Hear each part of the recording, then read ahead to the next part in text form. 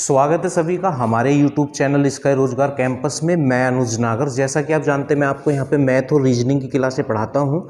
तो आज जो हम यहाँ पे क्लास लेके आए हैं आपके लिए एक मैथ की नई बुक RS अग्रवाल नवीन वाली जो बिल्कुल लेटेस्ट बुक आई है। ये वाली जो बुक है ये इसका नया वर्जन आया अभी, नवीनतम अंगणित RS अग्रवाल की जो है। इस बुक को आज मैं यहाँ पे शुरू करने जा रहा हूँ और इसमें जो चैप्टर शुरू करने जा रहा हूँ वो परसेंटेज वाला चैप्टर है। ठीक है, तो आज से इस किताब को हम स्टार्ट यहाँ से करेंगे और अच्छे से सभी इस किताब को पढ़ेंगे। बड़े अच्छे अच्छे क्वेश्चन इस बुक में हैं, आप उनको देखोगे तो आपको महसूस होगा। तो ज़्यादा से ज़्यादा आप इस वीडियो को शेयर करने की कोशिश करना। ठीक है, तो आपकी आज की क्लास हम शुरू करने जा रहे हैं जिसका चैप्टर का नाम मैंने आपको बता ही दिया है, परसेंटेज। तो इसके 2 से 3 बेसिक पॉइंट हैं, उन्हें आप पहले समझ लें। परसेंटेज या प्रतिशतता क्या होता है, प्रतिशत 100 पे प्रति मतलब 100 का होता है। तो देखो, एक पहला पॉइंट है कि प्रतिशत हटाने के लिए 100 से भाग करते हैं। अगर आपको कहीं भी परसेंटेज हटाना है तो उस डिजिट या उस संख्या को आप 100 से डिवाइड कर दें तो परसेंटेज हट जाता है। जैसे सपोज करो x% और परसेंटेज हटाना है तो 100 से डिवाइड कर दें तो परसेंटेज हट गया है। इसके जस्ट अपोजिट क्या होता है, प्रतिशत लाने के लिए 100 से गुणा करते हैं। अगर आपको परसेंटेज लाना है तो 100 से गुणा करेंगे। जैसे ये x है और इसमें हमें परसेंटेज लाना है तो 100 से गुणा कर देंगे तो परसेंटेज आ जाएगा। ठीक है, इससे आगे कभी कभी हमसे पूछता है कि कमी परसेंट बताओ या कम परसेंट बताओ या थोड़ा परसेंट बताओ, तो उसके लिए फॉर्मूला वैसे है नहीं है। मैं जब आपको क्वेश्चन कराऊंगा तब आपको ये सब चीज़ें ऑटोमेटिक याद हो जाएंगी। तो कमी परसेंट बराबर क्या होना है, अंतर बटे बड़ा गुणा 100% करना है। अब ये क्या है अंतर बटे बड़ा, ये जब भी आपको समझ आएगा जब क्वेश्चन हम करेंगे। ठीक है, इससे नेक्स्ट पॉइंट, अगर आपको अधिक परसेंट निकालना, ज़्यादा परसेंट या वृद्धि परसेंट या बड़ा परसेंट निकालना होता है तो अंतर बटे छोटा गुणा 100। मतलब जिनमें छोटा या बड़ा बूझता है, दो संख्याओं में जिनमें छोटा या बड़ा बूझता है उनके अंतर को तो ऊपर रखा जाता है और नीचे उल्टा रखा जाता है। अगर कमी परसेंट बूझता है तो उन दोनों संख्याओं में से बड़े वाले को नीचे रखेंगे और अगर अधिक परसेंट बूझता है तो उन दोनों में से छोटे वाले को नीचे रखेंगे और ऊपर दोनों ही केस में उनका अंतर आता है। ठीक है, और आपको समझ आ जाएगा जब क्वेश्चन हम ये करेंगे। इससे आगे एक परसेंटेज और बूझता है कि AB का कितने परसेंट है ना। तो इसके लिए एक फंडा है बटे का, के या सा। मतलब जिसके साथ है लगा हुआ होता है उसको ऊपर लिखते हैं और जिसके साथ का, की, के, सा, सी से लगा हुआ होता है उसको नीचे लिखते हैं। और परसेंटेज लाने को 100 से गुणा करते हैं तो इसलिए 100 से गुणा है। अब ये जो परसेंटेज मैंने यहाँ बोर्ड पे आपके लिए लिखी है ये कुछ खास परसेंटेज है जो बहुत ज़्यादा यूज होती हैं। अगर आपको ये याद होती है तो आपकी कैलकुलेशन बहुत आसान, मतलब थोड़ा जल्दी हो जाएगी। ठीक है, तो ये कोई खास परसेंटेज है वो मैंने आपको लिखा है। जैसे 5% किसके बराबर होगा, 1/20 के, आपको याद होना चाहिए। अब ये जितनी भी परसेंटेज मैंने यहाँ पे लिखी हैं तो 100 से भाग कर करके ही लिखी है। देखो जैसे 5% बराबर लिख रखा है 1/20, तो ये जो परसेंटेज से हटाने के लिए 100 से भाग करते तो 5/100 हो जाएगा हमारा। तो 5 से ये 5 ही कम 5 और 5 दूनी 10, तो 1/20 ऐसे आया। तो ये जितनी भी परसेंटेज सब लिखी गई हैं वो 100 से भाग कर करके लिखी गई हैं। 10% बराबर 1/10 होता है। 9 से ही 1/11% बराबर 1/11। देखो 1199 और 100/11, 100/11।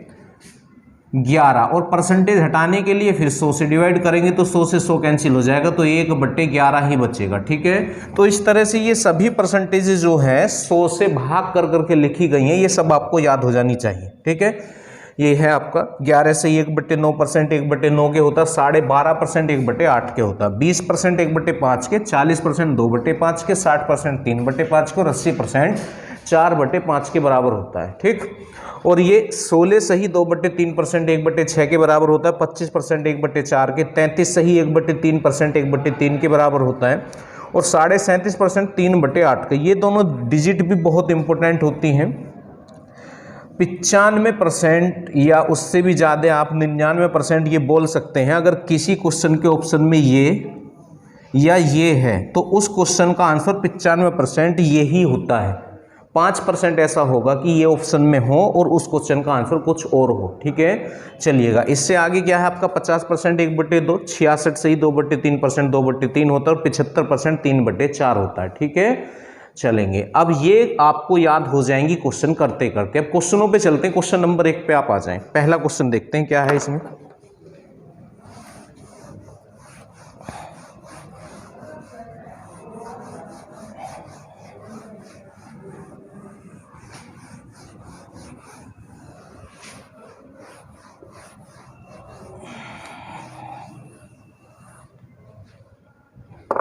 पहला क्वेश्चन,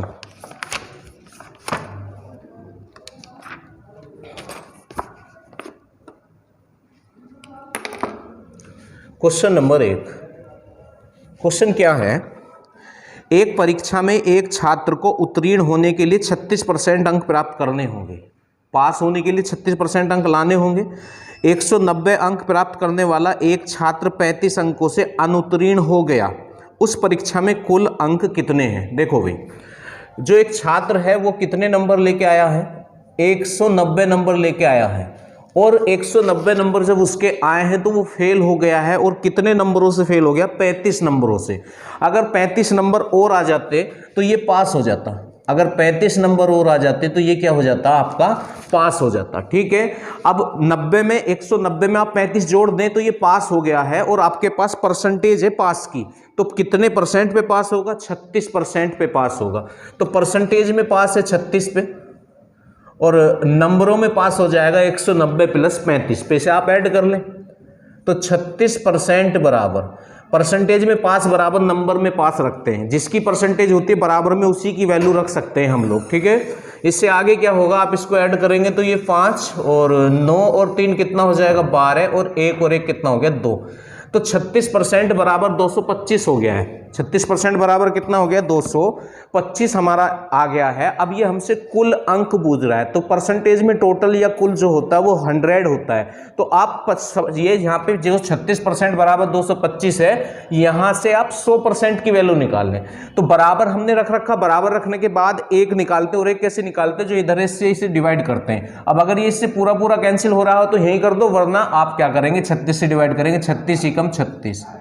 ठीक है, तो इधर तो ये डिवाइड होगा नहीं तो इसके बटे में आ जाएगा 225 बटे 36। ठीक, एक निकालने के बाद क्या निकालते हैं? जो हमको निकालना होता है वो निकालते हैं। तो ये हमसे इसमें उस परीक्षा के कुल अंक पूछ रहा है, तो कुल 100 पे निकलेगा।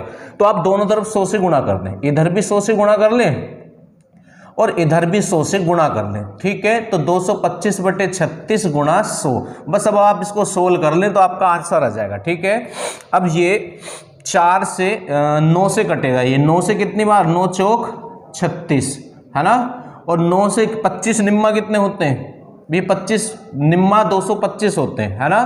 तो आप इसे यहाँ पे कैंसिल कर लेंगे। ये 9 से कितनी बार कैंसिल हो चुका है आपका? 4 बार, और 9 से इसे भी कर ले तो 25 बार। ये लीजिए, ठीक है, 9 दूनी 18, 4 9 पंजे 45। अब 4 से ये कैंसिल हो जाएगा 25 बार। 25 की 25 में गुणा करेंगे तो 625 आ जाएगा। तो पहले क्वेश्चन का आंसर हो जाएगा 625। तो इस तरह आप इस क्वेश्चन को कर सकते हैं। क्वेश्चन नंबर 2 पे आ जाएंगे। दूसरा क्वेश्चन क्या है आपका? क्वेश्चन नंबर 2, इसमें क्या है? ए की आय बी की आय से 25% अधिक है। दो हैं, ए है और बी है। ठीक है, तो ए की जो आय है वो बी की आय से 25% अधिक है, तो हमको मानना होगा। और अगर क्वेश्चन में परसेंटेज हो तो हमको 100 मानना चाहिए। तो किसी एक की आय 100 मान लेंगे। अब मानते किसको हैं? जिससे कम होने को कहे, जिससे ज्यादा होने को कहे, या जिसका गुना होने को कहे। तो इसमें यह कहा गया है कि ए की आय बी की आय से 25% अधिक है। बी की आय से 25% अधिक है, तो बी को आप यहाँ पे 100 मान लें। बी को कितना मान लें? 100। और ए जो है बी से 25% अधिक है, तो आप इसका 25% निकाल के इसमें जोड़ देंगे तो ए आ जाएगा। और 100 का जितने परसेंट निकालते उतना ही होता। आप देख सकते हैं 100 का हमें 25% निकालना है, 25%। अब ये जो परसेंटेज है इसे हटाने के लिए 100 से डिवाइड करते हैं, तो बटे में आपका 100 आ जाएगा, तो 100 से आपका 100 कैंसिल हो जाएगा, तो बचा क्या? 25। कितना बच गया है? 25 बच गया है। तो इसका 25% 25 ही होगा, और ज्यादा या अधिक के लिए जोड़ेंगे तो ये 125 हो जाएगा। कितना हो जाएगा? 125। अब इससे बूझना क्या चाह रहा है वो आपका? तो बी की आय ए की आय का कितने परसेंट है? बी की जो आय है ए की आय का, तो है बटे का लग जाएगा। तो यहाँ का जो लग रहा है ए के लिए लग रहा है, तो ए की आय नीचे चली जाएगी, और जिसके साथ है लगता है उसकी आय ऊपर चली जाएगी। तो ए के लिए का लग रहा है और बी के लिए है, तो है बटे का हो जाएगा। तो है जो है बी है, तो है बटे का, और का जो है वो ए है, और परसेंटेज लाने के लिए कितने से गुणा करते हैं, 100 से आप गुणा करते हैं, या आप ऐसे करें थोड़ा सा इसको सोल्व कर ले, 25 चौका 100 और 25 पंजे 125, तो 4/5 आ गया है। अब 4/5 आपका होता है 80%, और जिसको परसेंटेज याद नहीं है तो वो परसेंटेज लाने के लिए 100 से गुणा कर लेगा, यहाँ पे 100 से क्या कर लेगा, गुणा। अब 5 से ये कितनी बार कैंसिल हो जाएगा, ये 20 बार हो जाएगा, और 20 चौक 80। या तो आपको परसेंटेज याद करनी पड़ेगी या हर बार आपको 100 से मल्टीप्लाई इसमें करनी होगी, ठीक है। या तो याद कर लो आपकी 4/5 80% होता है, तो इस क्वेश्चन का आंसर आ जाएगा आपका 80%, ठीक। क्वेश्चन नंबर 3 पे आ जाए। 3 में देखते हैं क्या है।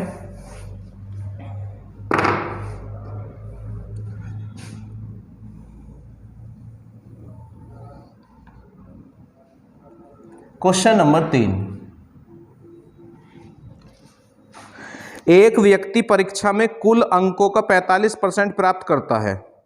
जितने भी टोटल थे परीक्षा के उसके 45% उसने प्राप्त करता है, और फिर भी 40 अंकों से अनुत्तीर्ण हो जाता है। 45% नंबर लाने के बाद भी वो फेल हो जाता है, ठीक है। परीक्षा का उत्तीर्ण प्रतिशत 55% है, तो कितने परसेंट पे पास है, 55% पे पास है, पर वो नंबर कितने लेके आया है, 45% नंबर लेके आया है। और कितने नंबरों से फेल हो गया है, 40 नंबरों से फेल हो गया है, ठीक है। तो देखिएगा वो लेके तो आया है 45%, और पास कितने पे है, 55% पे है, तो कितने परसेंट नंबर कम लाया, 10% नंबर उसके कम है। कितने परसेंट नंबर कम है उसके, 10%, क्योंकि 45 लेके आया है और परसेंटेज में जो पास है 55 पे पास है, तो 10% नंबर कम है।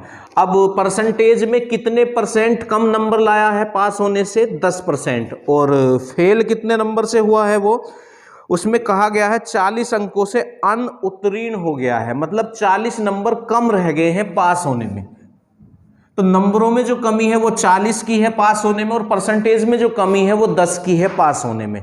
तो पास होने के लिए जितना परसेंटेज कम है उसके बराबर जितने नंबर कम है वो रख दिया। अब इससे आगे आपसे क्या पूछना चाह रहा है, परीक्षा के अधिकतम अंक क्या हैं। तो परसेंटेज में कोई भी चीज टोटल या अधिकतम जो है वो 100 पे निकलता है। कितने पे निकलता है, 100 पे निकलेगा। तो अब आप या तो एक काम करें, बराबर रखने के बाद 1 निकालते हैं, और 1 निकालने के बाद जो आपको निकालना है, तो 0 से तो 0 कैंसिल हो जाएगा, तो 1 बराबर 4 आ जाएगा। और फिर हमको अधिकतम निकालना, तो 100 पे निकलेगा, तो दोनों तरफ 100 से गुणा करेंगे तो 400 आंसर हो जाएगा। या आप ऐसे कर सकते हैं, 1 ना निकालें, आपको पता है कि हमें 100 की वैल्यू निकालनी है, तो क्या 10 में किसी की गुणा करके 100 आ सकता है। अगर 10 में किसी की गुणा करके 100 आ सकता है तो दोनों तरफ उसी की गुणा कर लो आप, फिर 1 मत निकालो, तो 10 की गुणा कर सकते हैं। तो 10 धाम 100, तो इधर हमने 10 से गुणा करी है, तो इधर भी 10 से ही गुणा करेंगे, 40 धाम 400, तो इस क्वेश्चन का आंसर हो जाएगा 400, ठीक है। इस तरह से हम इस क्वेश्चन को कर सकते हैं। आ गया होगा सभी को समझ। क्वेश्चन नंबर 4 पे आ जाएंगे। राजू की आय उसके व्यय से 20% अधिक है। देखो आय और व्यय के लिए बोल रहा है इसमें, आय अनुपात ले लेते हैं व्यय।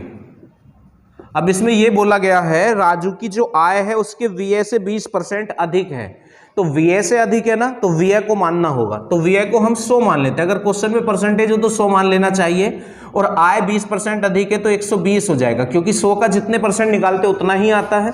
इससे आगे, यदि उसकी आय में 60% की वृद्धि हो, आय में 60% की वृद्धि होती है, तो इसके 60% की वृद्धि कर दो। अब बहुत ध्यान से आपको सुनना है, 120 का जैसे आपको 60% निकालना है, तो आप पहले 120 का 10% निकाल लो, और 10% निकालना बिल्कुल आसान है।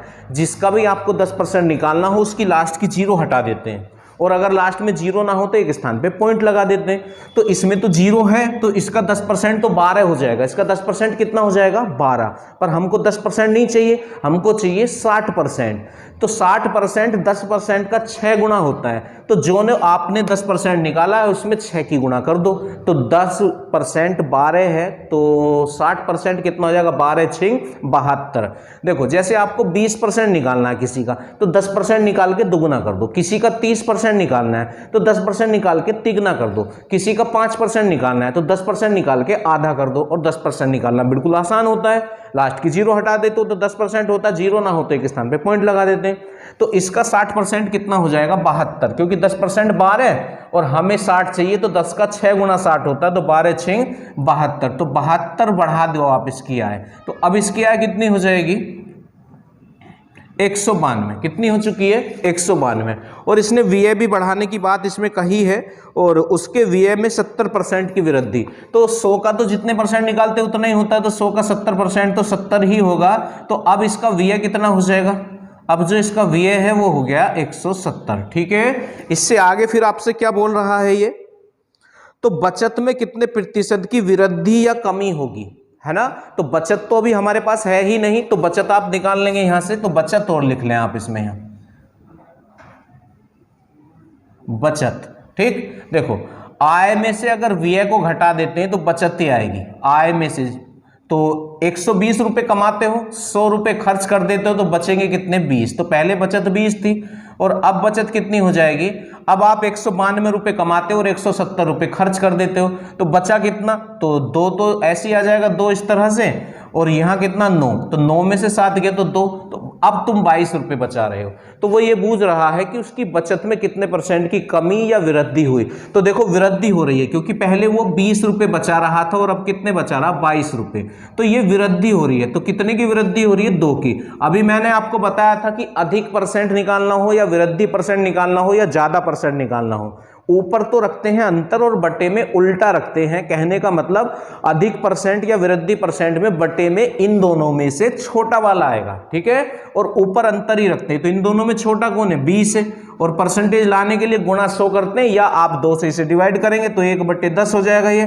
और 1/10 कितने % होता है, सबको पता है 10% होता है। अगर किसी को याद नहीं है तो परसेंटेज लाने के लिए यहाँ आप 100 से गुणा करेंगे तो 100 से 10 बार कैंसिल हो जाएगा, ठीक है। तो ये एक 10% वृद्धि है बढ़ेगा, इसका आंसर आ जाएगा, ठीक है। ये लीजिए, ये क्वेश्चन आपका हो गया है, ठीक है। क्वेश्चन नंबर 5 पे आ जाएं।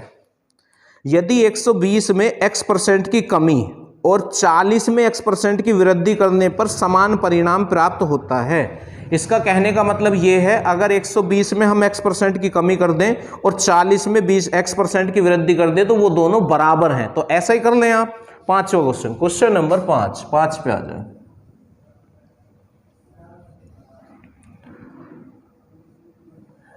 एक 120 में कितने % की वृद्धि करने को बोल रहा है, ये कमी करने को बोल रहा है x% की। अब ध्यान से सुनेंगे आप, अगर आपको किसी में 10% की कमी करनी है तो आप 90% लिखेंगे।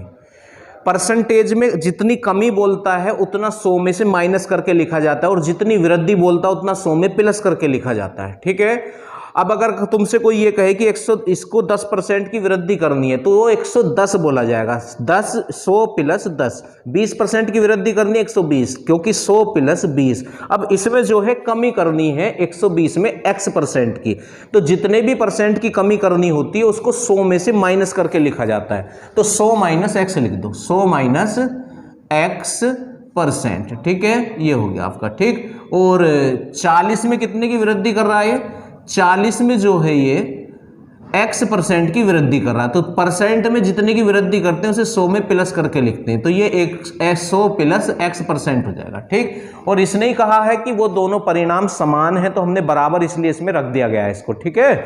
अब क्या करेंगे, देखो 40 से आप इसे कैंसिल कर ले, 40 से ये 3 बार कैंसिल हो रहा है और परसेंटेज से परसेंटेज आपकी कैंसिल हो जाएगी, ठीक।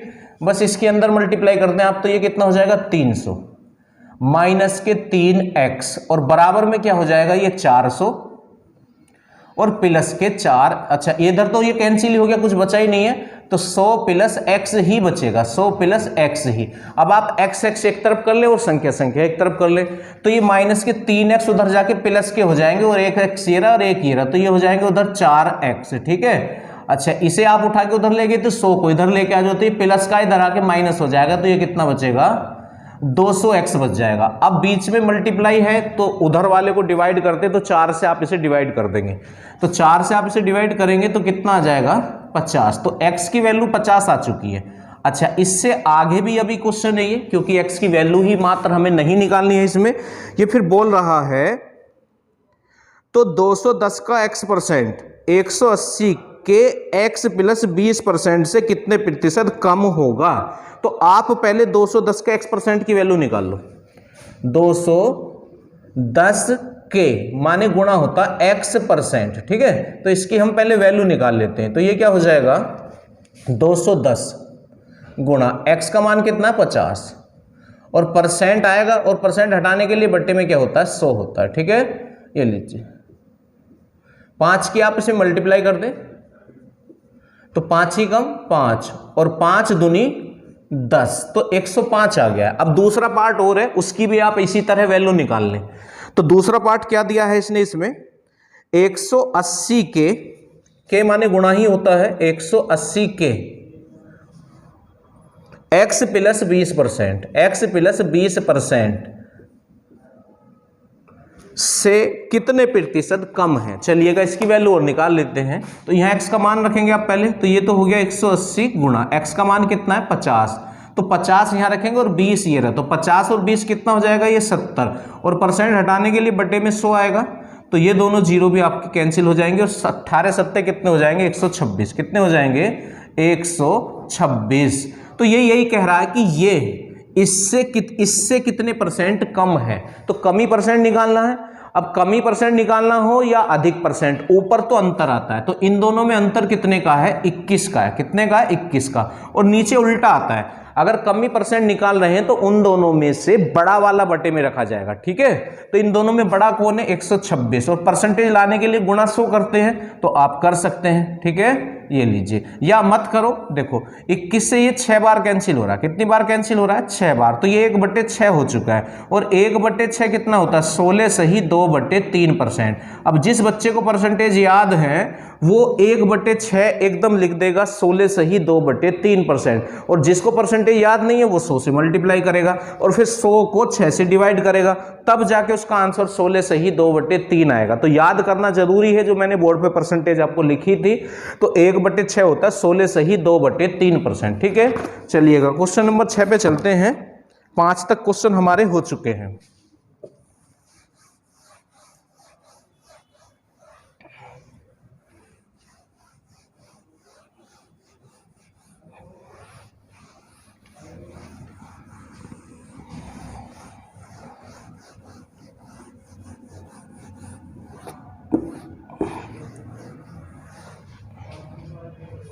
चलिएगा 6वें क्वेश्चन पे आ जाएं। एक दिन का कितना प्रतिशत 30 मिनट है, तो है बटे का से होगा, ये है बटे का से। 6वां क्वेश्चन है बटे का, और परसेंटेज लाने के लिए 100 से मल्टीप्लाई करते ही आप सबको पता होगा, ठीक है। अब ये देख लो है किसके साथ लग रहा है या का किसके साथ लग रहा है। एक दिन का, तो दिन के साथ तो का लग रहा है, ठीक है, तो दिन नीचे जाएगा। अब एक दिन में कितने घंटे होते हैं, एक दिन में जो होते हैं वो 24 घंटे होते हैं, और ऊपर मिनट जाएगा, तो मिनट कितने 30। अब अगर ये मिनट है तो इन्हें भी मिनट ही बना लो, तो घंटे के मिनट बनाने के लिए कितने से मल्टीप्लाई करेंगे 60 से मल्टीप्लाई कर देंगे, ठीक है। और परसेंटेज लाने के लिए कितने से मल्टीप्लाई करेंगे 100 से मल्टीप्लाई कर देंगे, ठीक। अब 30 दूनी 60, ठीक, 2 से ये कैंसिल हो गया। आप ऐसे कर ले, 4 से कर ले, इसे 4 से ये 6 बार कैंसिल हो जाएगा, और 4 से ये 25 बार कैंसिल हो जाएगा, तो ये 25/12 हो गया, 25/12 हो गया ये, ठीक है। अब क्या करना होगा आपको, 12 से 25 को डिवाइड करना होगा, तो 12 दूनी कितने होते हैं, 12 दूनी तो 24 होते हैं। अब बचा 1, अब 1 पे तो भाई होगा नहीं, तो दशमलव लगाएंगे और 0 उतार लेंगे, तो कितना हो जाएगा 10 पे भी नहीं चलेगा, फिर 0 लगाएंगे, फिर एक 0, तो ये 100 हो जाएगा।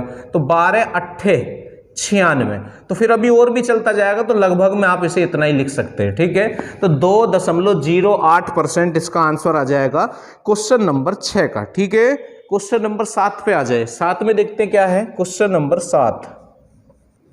7वां क्वेश्चन है, एक व्यवसायी की आय एक वर्ष में 25% बढ़ जाती है, लेकिन अगले वर्ष 4% घट जाती है। इस वर्ष 25% बढ़ी, अगले वर्ष 4% घटी। फिर आगे क्या बोला, इसी पैटर्न के अनुसार 5 साल बाद उसकी आय 72,000 होगी, उसकी वर्तमान आय क्या है। देखो इसने क्या कहा, पहले साल 25% बढ़ेगी, दूसरे साल 4% घटेगी, तीसरे साल 25% बढ़ेगी, चौथे साल फिर 4% घटेगी और 5वें साल फिर 25% बढ़ेगी। ये पैटर्न 5 साल के लिए है, ठीक। तो उसकी आपसे वर्तमान आय क्या है ये पूछ रहा है, तो आप उसकी वर्तमान आय क्या है, x मान लें। कितनी मान लें, x।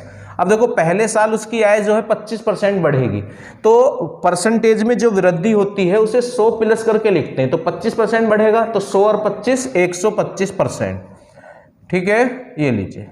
और फिर दूसरे साल 4% घटेगी, तो 100 में से 4 घटा दो तो 96%, और फिर तीसरे साल फिर 25% बढ़ेगी, तो ये 125% हो जाएगा, और फिर चौथे साल फिर 4% कम होगी तो ये 96% हो जाएगा, और 5वें साल फिर 25% बढ़ेगी तो ये 125 हो जाएगा। और अब 5 साल बाद उसकी आय 72,000 रुपये। कितनी है उसकी आय, 72,000 रुपये है। बस इसको आपको मात्र सोल्व करना है, आपका आंसर आ जाएगा, ठीक है। तो ये पैटर्न 5 साल के लिए उसने बोला था। अब देखो करते क्या है, ये जो परसेंटेज होती है इसको हटाने के लिए बटे में 100 आता है, तो आप 100 कर देंगे, यहां भी आप 100 कर देंगे बटे में, यहां भी आप बटे में 100 कर लेंगे, यहां भी आप बटे में 100 कर देंगे, यहां भी आप बटे में 100 कर लेंगे। अब कैलकुलेशन जैसे आप करना चाहें, ठीक है।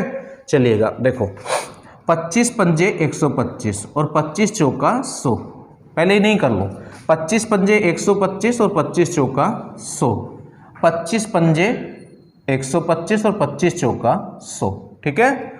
अब क्या करना होगा हमें, ये 5 और ये 5, 5 पंजे 25, तो 25 से ये 4 बार कैंसिल हो गया, ठीक है। अब इस वाले 5 से इसे आप 20 बार कैंसिल कर लें, ठीक। अब ये ऊपर जो 96 है 16 से कैंसिल हो जाएगा, ठीक है, 4 चौक 16 और 16 छिंग कितने हो जाएंगे आपके, या 4 से आप अलग अलग कैंसिल कर सकते हैं, क्योंकि 4 दूनी 8 बचा एक, 4 चौक 16 और फिर 4 से आप इसे कैंसिल करेंगे तो 6 ही आना है आपका, क्योंकि 16 4 से 6 बार कैंसिल हो जाएगा, ठीक है। तो 4 चौक 16 से ये 6 बार, 16 छिंग 96 होते हैं, ठीक है। और ये 4 और ये 4, 4 चौक 16 से फिर ये 6 बार कैंसिल हो गया आपका, ठीक है।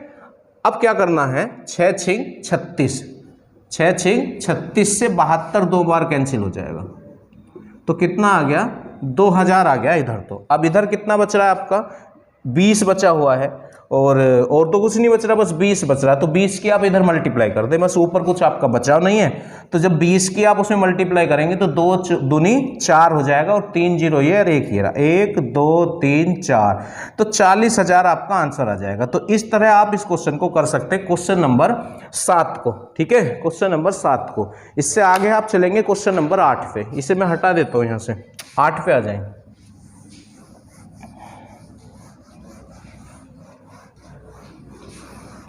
क्वेश्चन नंबर 8 में क्या है, एक परीक्षा में 73% अभ्यर्थी मात्रात्मक अभियोक्ता में, 70% सामान्य ज्ञान में और 64% अभ्यर्थी दोनों में उत्तीर्ण हुए हैं।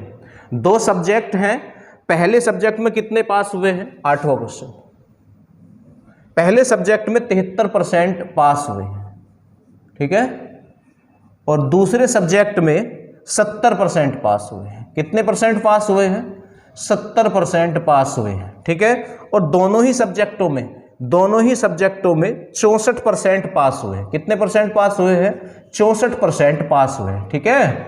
अब देखो ऐसे क्वेश्चन को क्या करना होता है, ये जो सिंगल वाला सब्जेक्ट होता है, ये पहला सब्जेक्ट है, ये दूसरा सब्जेक्ट है, इन दोनों को आप ऐड कर लो, सिंगल को। एक कंडीशन इसकी और होती है, ऐसे ही ये 3 डिटेल देता है, 2 सब्जेक्ट और दोनों, तो तीनों जगह या तो पास होना चाहिए या तीनों जगह फेल होना चाहिए। अगर ऐसा नहीं है तो चेंज कर सकते हैं। देखो अगर आपको ये फेल बनाना है तो परसेंटेज में टोटल 100 होता है, तो 100 में से आप 70 को माइनस कर देंगे तो फेल हो जाएगा। अगर 70% पास है तो 30% फेल है। अगर पास का फेल या फेल का पास बनाना है तो आप 100 में से माइनस कर दो, वो उल्टा हो जाएगा, ठीक है। चलिएगा, यहाँ तीनों जगह पास, ये कोई दिक्कत नहीं, इन दोनों को आप ऐड करेंगे, 3 और 7 7 14, तो 143 आ गया, ठीक है।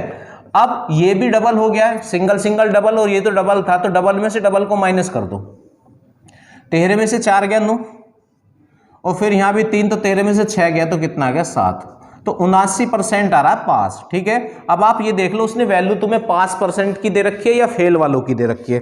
तो ये जो क्वेश्चन है इसमें इसने ये कहा है यदि 6300 अभ्यर्थी दोनों विषयों में अनुत्तीर्ण हुए हों तो फेल की संख्या दे रखी है, तो परसेंटेज भी फेल का ही होना चाहिए। अब ये परसेंटेज तो पास का है, और पास का अगर फेल बनाना अभी बताया था आपको 100 में से माइनस कर दो, तो 100 में से इसे माइनस कर लो आप, तो 10 में से 9 गया 1 और 9 में से 7 गया 2, तो 21% फेल है। और उसके हिसाब से संख्या में कितने फेल है, 6300 फेल है। कितने फेल हैं, 6300 बच्चे फेल हैं। ठीक है, तो परसेंटेज में फेल 21 और वैसे नंबर में फेल 6300 है। बराबर रख दे, बराबर रखने के बाद 1 निकालते हैं। 1 कैसे निकालते हैं, जो इधर उससे दोनों तरफ डिवाइड करते हैं, तो 21 ही कम 21 और 21 तिया कितने हो जाएंगे 63, तो ये 1 बराबर 300 आ गया।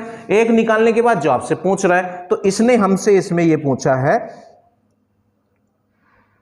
परीक्षार्थियों की कुल संख्या क्या थी। तो टोटल तो 100 पे निकलता है, तो दोनों तरफ आप 100 से मल्टीप्लाई करें, इधर भी 100 से मल्टीप्लाई करें और इधर भी 100 से मल्टीप्लाई करें। ठीक है, ये लीजिए, तो आपका आंसर आ जाएगा 30,000। तो ये क्वेश्चन हो गया आपका 8वां। 9वें क्वेश्चन पे आ जाए, क्वेश्चन नंबर 9।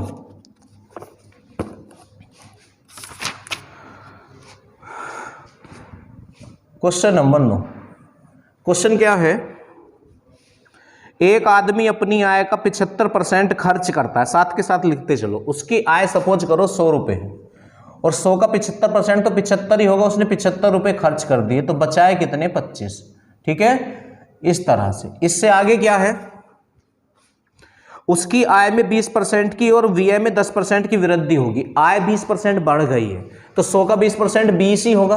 हाँ, तो अब उसकी जो आय है, अब उसकी आय 120 हो चुकी है और उसका जो खर्च है वो 10%। अब देखो 75 का 10% निकालना है। हमने आपको बताया था जिसका भी 10% निकालना हो लास्ट की 0 हटा देते, पर इसमें लास्ट में 0 नहीं है। जिसमें लास्ट में 0 ना हो एक स्थान पे पॉइंट लगा देते हैं, तो इसका 10% हो जाएगा 7.5 7.5। ठीक है, ठीक।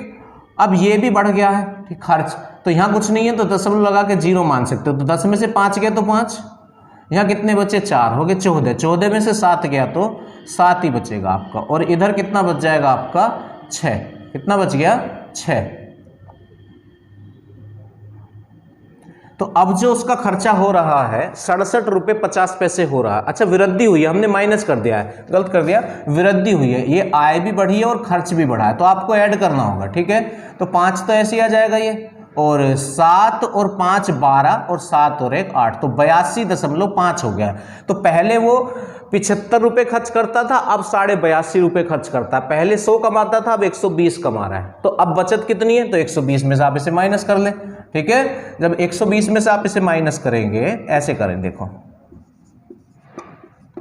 10 में से 5 गया तो 5, यहाँ 9 बचेंगे आपके, तो 9 में से 2 जाएगा तो आपका कितने बचेंगे 7 बचेंगे। फिर यहाँ कितना बचेगा, हो गया 11, 11 में 60 जाएंगे 3, तो 37.5। कितना बचा 37.5।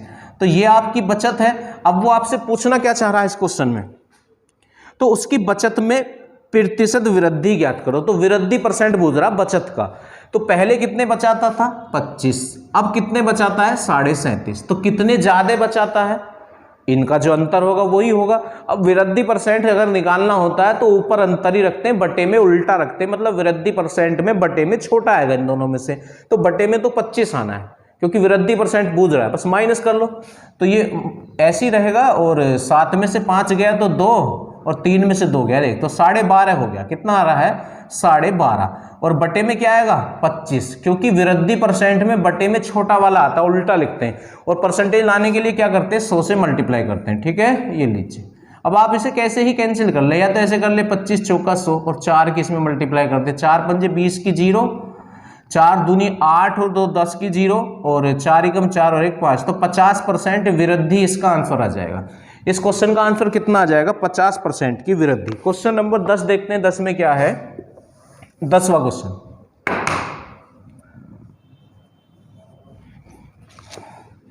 यदि पेन की कीमत 20% कम हो जाती तो एक आदमी 100 रुपये में 10 पेन और खरीद सकता है।